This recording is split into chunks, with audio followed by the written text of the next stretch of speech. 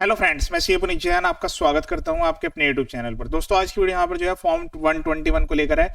नया फॉर्म 121 आ चुका है। अगर आपका इंडियन बैंक में अकाउंट है तो आपको वो फॉर्म कैसे भरना होगा।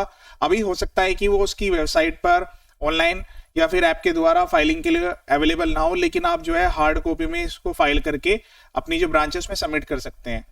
यहाँ पर जो है मैं पूरा फॉर्म 121 आपको बताऊंगा।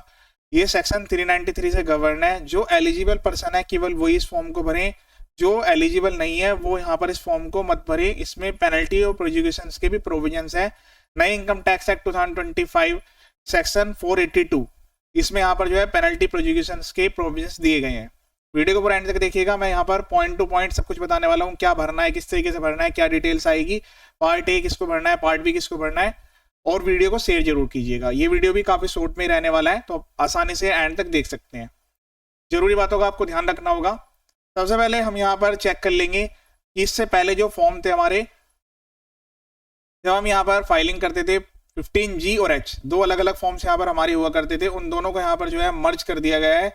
एक नया फॉर्म आ चुका है 121, फॉर्म 15G, फॉर्म 15H। इसका जो क्राइटेरिया था वो एज वाइज था। 60 ईयर्स जो भी बिलो पर्सन है उनके लिए यहाँ पर ये फॉर्म था। उससे ऊपर जो भी पर्सन है 60 ईयर्स अबव, तो उनके लिए यहाँ पर जो है ये वाला फॉर्म जो है वो फाइलिंग के लिए अवेलेबल होता था। इन दोनों को यहाँ पर जो है मर्ज करके एक नया फॉर्म ला दिया गया है 121। अगर आपका यहाँ पर इंडियन बैंक में अकाउंट है तो आपको सबसे पहले तो यहाँ पर जो है इंडियन बैंक में जो आपका कस्टमर आईडी है वो आइडेंटिफाई करना होगा। तो जो कस्टमर आईडी है वो आपको आपकी सेविंग बैंक जो पासबुक होती है उस पर भी मेंशन मिलेगी। इसका यहाँ पर कुछ और भी नाम हो सकता है, यूनिक कोड या यूनिक यूआईसी, कुछ ऐसा भी हो सकता है। वो अलग अलग बैंकों में अलग अलग होता है, लेकिन एक यूनिक कस्टमर आईडी होता है, यूनिक कस्टमर नंबर होता है, जिसके बेस पर बैंकर आपको ट्रैक कर सकते हैं। इससे आपके सारे savings account, loans account, FD account जुड़े होते हैं। सबसे पहले आप यहाँ पर कस्टमर आईडी को मेंशन करें। अब दूसरा पॉइंट आता है कि इसमें जो है पार्ट ए और पार्ट बी, दो पार्ट दिए गए हैं। आपको केवल पार्ट ए भरना है, पार्ट बी आपको नहीं भरना। ये बैंकर की लायबिलिटी है, बैंकर अपने आप भरेंगे। पार्ट ए में क्या क्या जरूरी बातें हैं वो ध्यान रखना होगा। सबसे पहले आपके पास आपका पैन कार्ड होना जरूरी है। जो आपका केवाईसी डिटेल्स है वो अपडेट होना जरूरी है। जो पैन कार्ड में आपका नेम है, first name, middle name, last name, उसी के अकॉर्डिंग आपको ये डाटा यहाँ पर भरना होगा। अगर आपका केवाईसी इनकम्प्लीट है तो पहले केवाईसी कंप्लीट करके जो नेम आपके पैन कार्ड में है सेम वही आपको बैंक ब्रांच में कराना पड़ेगा। अगर बैंक में करेक्ट है और पैन में सही नहीं है तो पैन करेक्ट कराना पड़ेगा। उसके बाद यहाँ पर आप एड्रेस मेंशन करेंगे। लेटेस्ट केवाईसी के अकॉर्डिंग एड्रेस डाल देना है। फिर उसके बाद यहाँ पर जो है आपको पैन नंबर एंटर करना है। उसके बाद स्टेटस, तो स्टेटस में यहाँ पर जो है आप इंडिविजुअल मेंशन करेंगे। उसके बाद यहाँ पर जो है रेजिडेंशियल स्टेटस, इसमें आपको 3 कैटेगरी होती है, वो एक बार आपको चेक करनी होगी। Resident, non resident, resident but not ordinary resident. तो ये अलग अलग होती हैं, आपको एक बार चेक करना होगा। इनकम टैक्स प्रोविजन के अकॉर्डिंग आप इसमें कवर होते हैं। फिर उसके बाद पॉइंट आता है कि आप एक रेजिडेंट इंडिविजुअल हैं और आपकी 60 ईयर्स अबोव है और आपको यहाँ पर एक्स्ट्रा बेनिफिट दिया जाएगा, आप इसको यस करेंगे। उसके बाद न्यू टैक्स रिजीम में जो है आपको 12 लाख रुपए तक की इनकम पर कोई टैक्स नहीं पे करना होता। अगर आप ओल्ड टैक्स रिजीम में फाइल करते हैं तो 5 लाख रुपए तक की इनकम पर आपको कोई टैक्स नहीं देना। तो आपको जो है हायर लिमिट मिलेगी। 2 कंडीशन आपको फॉलो करनी होगी, रेजिडेंट इंडिविजुअल पर्सन और एज 60 ईयर्स अबोव। इसके अलावा बाकी जो भी पर्सन है वो यहाँ पर नो सेलेक्ट करेंगे। नो सेलेक्ट करने के बाद उनको जो है लोअर लिमिट मिलेगी, minimum amount not chargeable to tax. New tax regime में जो है 4 लाख रुपीज तक की लिमिट है और ओल्ड टैक्स रिजीम में यहाँ पर जो है ये 2.5 लाख रुपीज तक की ही लिमिट है। बस इतनी लिमिट आपको दी जाएगी, इससे ऊपर है तो फिर आप ये फॉर्म नहीं भर सकते हैं। यहाँ पर ईमेल आईडी लिखा जाएगा आपका। उसके बाद कंट्री कोड 91 इंडिया के लिए। देन उसके बाद यहाँ पर मोबाइल नंबर लिख देंगे। आपका जो फर्स्ट ईयर यहाँ पर रहने वाला है वो आपका रहेगा 2627, ये आपको यहाँ पर लिख देना है। उसके बाद यहाँ पर जो है डिटेल्स ऑफ इनकम, इसको काफी ध्यान से आपको फिल आउट करना होगा। सबसे पहले हम यहाँ पर जो है नेचर ऑफ इनकम मेंशन करेंगे। तो नेचर ऑफ इनकम में यहाँ पर जो है इंटरेस्ट आएगा, ठीक है। यहाँ पर इंटरेस्ट आपको लिख देना है। उसके बाद इस इंटरेस्ट की एस्टिमेटेड टोटल कितना आपको इंटरेस्ट मिलने वाला है, इसके लिए आप ये फॉर्म भर रहे हैं, वो वैल्यू आपको यहाँ पर लिखनी है, वैल्यू, और वो रुपीज में आएंगी। उसके बाद पॉइंट नंबर 11 में आपसे पूछा जाएगा कि आपने इस टैक्स ईयर यानी कि 26-27 में इसके अलावा कोई और फॉर्म भरे हैं। अगर आपने यस किया तो उसके बाद 2 ऑप्शन एनेबल होंगे, 11A एंड 11B। अगर यहाँ पर आपने नो सेलेक्ट किया तो फिर आपको यहाँ पर कुछ नहीं भरना, यहाँ पर कोई ऑप्शन एनेबल नहीं होगा। अगर आपने पहले से फॉर्म भरा था तो कितने नंबर ऑफ फॉर्म भरे हैं, 1 2 3 4, कितने यहाँ पर आपने नंबर ऑफ फॉर्म भरे हैं, सभी को मिलाकर आपकी टोटल वैल्यू कितनी थी वो वैल्यू आपको यहाँ पर लिख देनी है। उसके बाद कॉलम नंबर 12, जो कॉलम नंबर 12 है उसमें यहाँ पर जो है आपका कॉलम नंबर 10 और 11 भी, इन दोनों को जोड़ के इसकी जो वैल्यू है वो यहाँ पर आपको कॉलम नंबर 12 में लिखनी है। कॉलम नंबर 12 में आपका जो टोटल है वो एक तो जिसके लिए आप ये फॉर्म भर रहे हैं वो, और जिसके लिए ऑलरेडी आप इंटरेस्ट जो अलग अलग फॉर्म्स में भर चुके हैं उन दोनों का टोटल करके आपको यहाँ पर लिख देना है।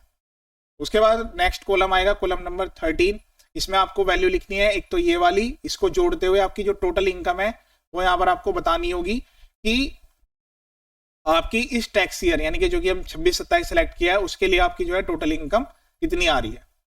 उसके बाद नेक्स्ट पार्ट आता है कॉलम नंबर 14, इसमें आपको लास्ट 2 ईयर्स की आईटीआर की डिटेल देनी है। अगर आपकी 1 साल की आईटीआर है तो 1 की डिटेल देंगे, अगर कोई भी आईटीआर आपने फाइल नहीं करी तो एनए लिखेंगे, नॉट एप्लीकेबल। उसके बाद यहाँ पर जो है टैक्स ईयर, तो यहाँ पर आपको लिखना है 23, 24 एंड 24, 25। ये तब तक एप्लीकेबल है जब तक कि आपकी 25, 26 की आईटीआर फॉर्म नहीं आ जाते। अभी 20 या अभी इसको फाइल नहीं कर देते, अभी यहाँ पर 25, 26 के फॉर्म आने वाले हैं। ये मैं सारे के सारे जो यहाँ पर ईयर लिख रहा हूँ ये टैक्स ईयर है यानी कि फाइनेंशियल ईयर है। जब तक नहीं आते तब तक आपको इन 2 ईयर की डिटेल देनी है, एक्नॉलेजमेंट नंबर और उसमें कितनी आपने इनकम फाइल की थी, ये आपको इनकम टैक्स रिटर्न से डाउनलोड करने के लिए मिल जाएगा। जब आपका ये फॉर्म आ जाएगा तो आपको ये 2 डिटेल देनी होगी, फिर ऊपर वाली डिटेल्स की रिक्वायरमेंट नहीं है। उसके बाद यहाँ पर डिक्लेरेशन है, डिक्लेरेशन में टोटल 5 पॉइंट्स है, आपको ध्यान से पहले रीड करने हैं फिर उसके बाद फिल करने हैं। यहाँ पर आपका नेम आएगा तो जो एज पर पैन आपने नेम लिखा है वो यहाँ पर लिखेंगे। उसके बाद यहाँ पर आपको अपना पैन नंबर लिख देना है। उसके बाद ये जो डिटेल्स है आपको रीड करना है, टिक करना है। उसके बाद यहाँ पर जो है आपको ये वाली डिटेल्स में टैक्स ईयर जो है आपका यहाँ पर 26, 27 आपको लिखना होगा। उसके बाद इस वाले पॉइंट को भी एक बार रीड कर लेना है, इसमें भी आपको जो टैक्स ईयर है वो आपका 26 और 27 यहाँ पर आपको लिखने की रिक्वायरमेंट आएगी। ध्यान रहे ये वाला पॉइंट हमने ऑलरेडी कवर कर लिया है कॉलम नंबर 12 में।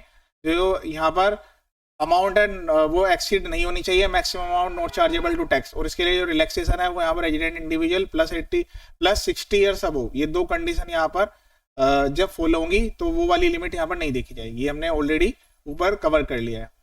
पॉइंट नंबर 5, अगर ये डिक्लेरेशन फॉल्स पाई जाती है तो उस केस में पेनल्टी और प्रोसिक्यूशन यहाँ पर हो सकता है। उसके बाद यहाँ पर आपको प्लेस लिखना है, डेट लिखना है, डिक्लेरेंट के सिग्नेचर, नेम यहाँ पर लिख देना है। पार्ट बी में आपको कुछ नहीं करना, बैंकर जो है ये अपना फाइल करेंगे।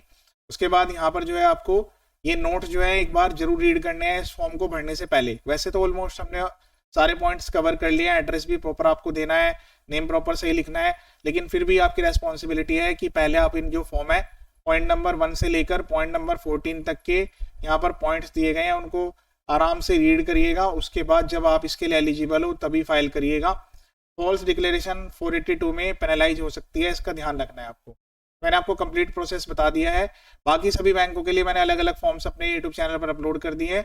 अगर आप बैंक स्पेसिफिक वीडियो देखना चाहते हैं तो वो भी आप एक बार देख सकते हैं। वैसे ये जो फॉर्म 121 है इनकम टैक्स के द्वारा स्पेसिफाइड फॉर्मेट है, तो इसमें जो बैंक्स हैं उन्होंने अपनी कुछ डिटेल्स फर्दर ऐड ही की हैं, इसमें कुछ भी यहाँ पर मॉडिफाई नहीं किया गया है। ये यहाँ पर इनकम टैक्स की साइड से ओरिजिनल जो फॉर्म है उसी को आपको फिल करने की रिक्वायरमेंट आएगी। इसके अलावा मेरे यूट्यूब चैनल पर काफी सारे वीडियोज अवेलेबल है, आप एक बार देख सकते हैं। जीएसटी इनकम टैक्स के बेसिक फाइलिंग रजिस्ट्रेशन प्रोसेस के काफी सारे वीडियो यहाँ पर अपलोड किए गए हैं। चैनल के पर्पज फुली एजुकेशनल है, वीडियो को शेयर जरूर करें ताकि सभी को इसका बेनिफिट मिल जाए। ये वीडियो देखने के लिए थैंक यू सो मच।